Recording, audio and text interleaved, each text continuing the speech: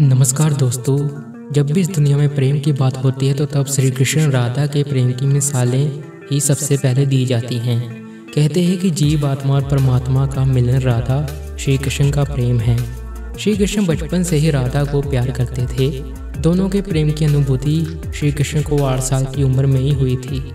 श्री कृष्ण के दैवीय गुणों के बारे में राधा को पता था। अपने मन में प्रेम की स्मृतियों को राधा ने जिंदगी भर बनाया हुआ था। दोनों के रिश्ते की यही सबसे बड़ी खूबसूरती है। शास्त्रों में कहते हैं कि 2 ही चीज़ें सबसे ज़्यादा श्री कृष्ण को अपने जीवन में बहुत प्यारी थी। श्री कृष्ण की यह दोनों चीज़ें एक दूसरे से आपस में गहराई से जुड़ी हुई थी और वो थी बांसुरी और राधा। राधा श्री कृष्ण की तरह उनकी बांसुरी और धुन की वजह से ही खींची गई थी। श्री कृष्ण अपने पास बांसुरी राधा की वजह से ही रखते थे। श्री कृष्ण और राधा का मिलन भले ही नहीं हुआ, लेकिन एक सूत्र में दोनों को हमेशा बांसुरी बांधे रख। श्री कृष्ण के हर चित्रण में बांसुरी जरूर होती है। राधा के प्रति श्री कृष्ण के प्रेम का प्रतीक बांसुरी ही है। कई अलग अलग विवरण राधा से जुड़े हुए हैं, लेकिन एक ऐसी ही प्रचलित कहानी हम आपको बताने जा रहे हैं। जब मामा कंस ने बलराम और कृष्ण को आमंत्रित किया था, उस समय राधा पहली बार भगवान श्री कृष्ण से अलग हुई थी। ये खबर जब वृंदावन के वासियों ने सुनी तो वह बहुत दुखी हो गए। तब श्री कृष्ण राधा मथुरा जा रहे थे। उससे पहले वह राधा से मिले थे।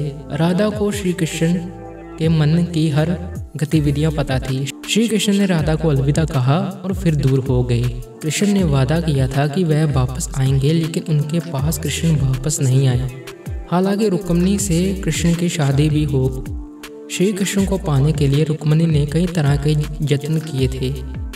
अपने भाई रुक्मिणी के खिलाफ रुक्मिणी ने श्री कृष्ण से शादी की। श्री कृष्ण से जिस तरह राधा का प्रेम करती थी, उसी तरह रुक्मिणी भी करती थी। श्री कृष्ण को रुक्मिणी ने एक प्रेम पत्र भेजा था, जिसमें लिखा था कि वह उन्हें आकर यहाँ से ले जाएं। उसके बाद रुक्मिणी के पास श्री कृष्ण गए और शादी कर ली। वृंदावन जब श्री कृष्ण ने छोड़ दिया था, तब से ही राधा का वर्णन भी कम हो गया। जब अंतिम बार राधा और कृष्ण मिले थे, तब कृष्ण से राधा ने कहा था कि वह उनसे भले ही दूर जा रहे हैं, लेकिन कृष्ण मन से हमेशा राधा के साथ ही रहेंगे।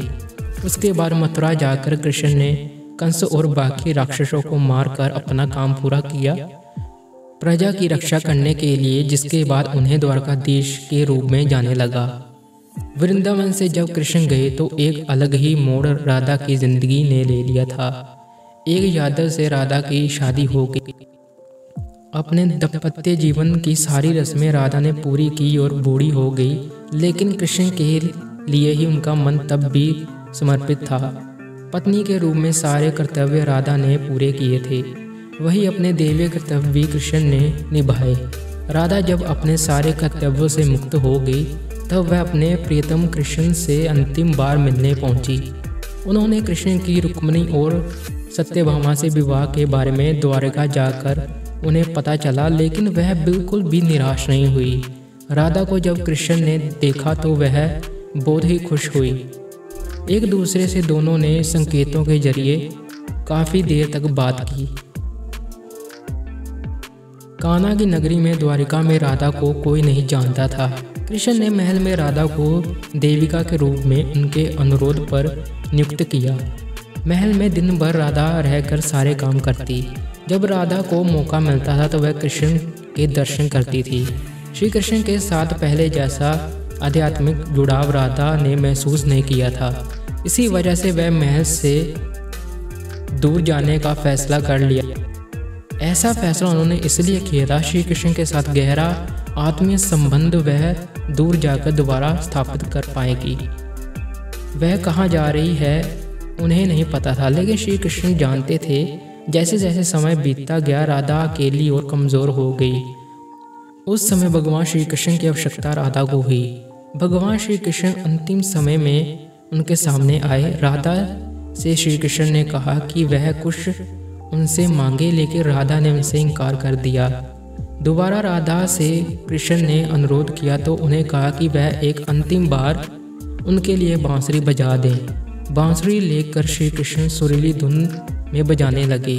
दिन रात तक बांसुरी कृष्ण ने बजाई, जब तक आध्यात्मिक रूप से राधा कृष्ण में विलीन नहीं हो गई। अपने शरीर को राधा ने बांसुरी की धुन सुनते सुनते त्याग दिया।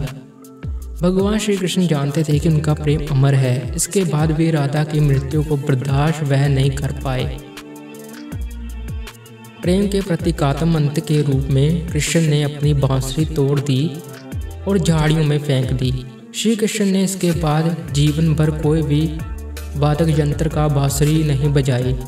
शास्त्रों में कहा जाता है कि नारायण ने जब श्री कृष्ण के रूप में द्वापर युग में जन्म लिया था, उस युग में राधा रानी के रूप में माँ लक्ष्मी ने जन्म लिया था, ताकि उनके साथ वह मृत्यु लोक में रहें।